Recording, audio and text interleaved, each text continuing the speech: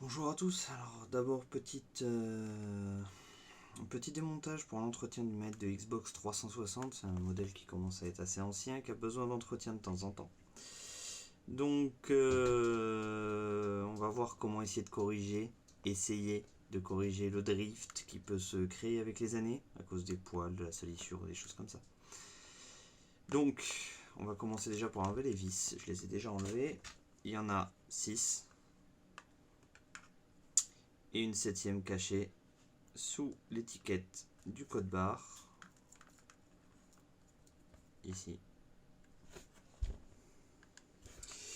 Une fois que c'est fait, doucement, vous pouvez venir avec soit un outil en plastique, soit avec une petite lame sur le côté, juste pour soulever la coque. Essayez de garder votre manette à l'envers, ça sera plus pratique. Attention, le connecteur a tendance à coincer et à embarquer tout le reste de l'électronique à l'intérieur. Voilà, on peut enlever le cache. Ici on se retrouve avec le connecteur, l'arrière de la plaque, les deux vibreurs qu'on peut laisser en place mais qu'on peut venir débrancher. Donc soit avec, pareil, petit outil en plastique, soit avec vos ongles si vous y arrivez mieux avec les ongles. On va venir les déconnecter. On essaye d'éviter de tirer sur les fils pour éviter de faire des faux contacts plus tard. La manette est suffisamment vieille pour avoir des problèmes à trouver des pièces de rechange, donc ça serait bien que ce ne soit pas cassé. Ensuite, il suffit juste de prendre par le connecteur, soulever légèrement, doucement, et tout va venir. Voilà. Ici, on va avoir toutes les nappes de commande qui vont venir se faire les contacts sur la PCB. Arrivé à ce point-là, on a la carte de la manette. Si un des deux joysticks a du drift et a besoin d'être nettoyé, c'est simple, il suffit juste de lever. C'est pas collé, c'est juste monté en appui. Ensuite ici on va pouvoir voir l'intérieur du joystick. Ici souvent on peut y avoir des poils de chat, des poils tout autre ou de la poussière et qui peut en fait ça peut créer des problèmes de drift. Une des méthodes c'est de le nettoyer manuellement en le faisant bouger.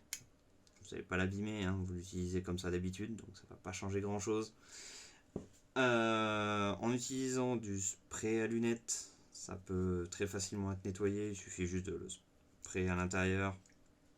Ça va pas endommager l'électronique, ça va juste enlever toutes les matières qui pourraient être un petit peu grasses ou dissoudre un petit peu toutes les matières un peu grasses ou le plastique qui a été un petit peu abîmé avec le temps. Donc un spray, on fait tourner.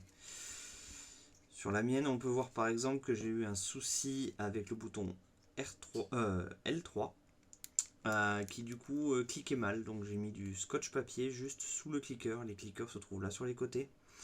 On peut le voir ici dans son état normal. Et là avec une toute petite réparation, il suffit juste d'un petit bout de papier, ça évite d'avoir des faux contacts. C'est voilà, c'est pas extrêmement compliqué à réparer. Ensuite, il suffit juste de remettre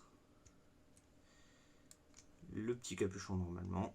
On peut nettoyer aussi les nappes ici, si elles ont besoin. Les nappes de contact ici, elles peuvent être sales, elles peuvent causer des problèmes. Donc il y a ces 4 points ici, ces 4, 5, 6, 7, ici 7 points de contact. On peut nettoyer pareil avec de l'alcool isopropylique ou du nettoyant en lunettes. Des produits plus agressifs comme l'acétone, ça peut aussi marcher. Après, ça peut peut-être endommager un petit peu la carte.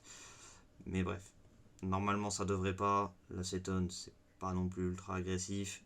Faites attention quand même parce que les vapeurs, c'est pas très agréable. Et après, il suffit juste de remonter la manette. Tout ce qui est de plus simple. On remet en position. On fait en sorte que tout rentre à sa place.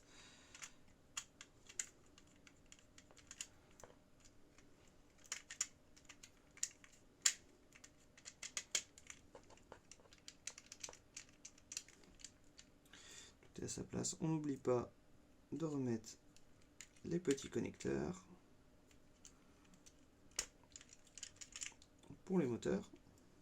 faire en sorte que les fils ne se retrouvent pas coincés à un moment ou à un autre.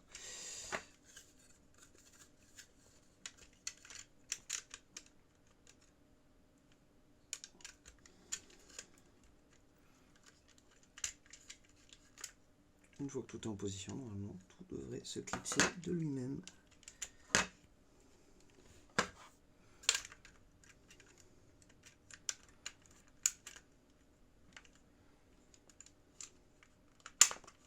Et voilà.